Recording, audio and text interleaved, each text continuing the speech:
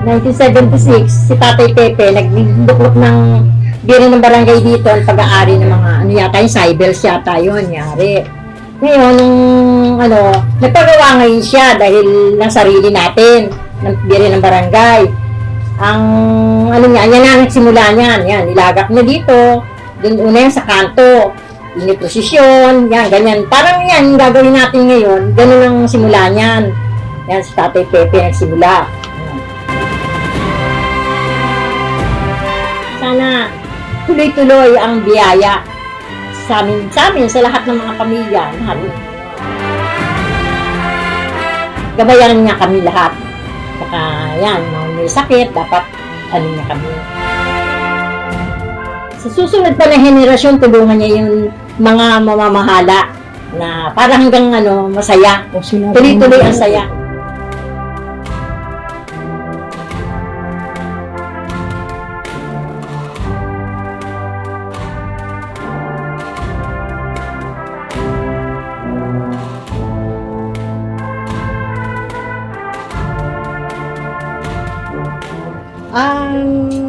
Natutuwa ako at nagkaroon ng ganitong pagkakataon na ginawa ang tatay ko at nanay ko.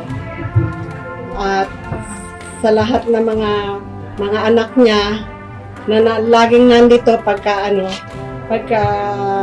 merong celebration na ganito, nandito kaming lahat.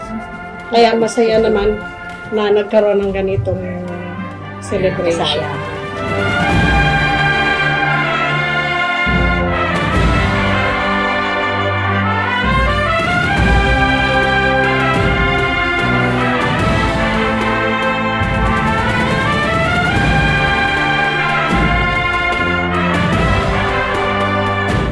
Mga kapatid, alam niyo po, isa po sa mga titulo or isa po sa tawag na sa atin ng mga Pilipino pagdating po sa mahal na Birheng Maria.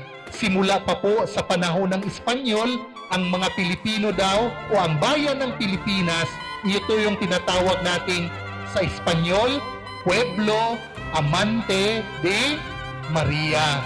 Bayang sumisinta kay Maria. Sapagkat tayong mga Pilipino, napakalapit po natin sa ating mahal na Birheng Maria. At para sa akin, isa po siguro sa kadahilanan po niyan, sapagkat tayo na mga Pilipino ay makinanay. Malapit po sa atin ang puso ng nanay, kaya syempre siguro malapit po tayo sa mahal na Birheng Maria. Happy anniversary, Mama Mary, ng barangay. Viva!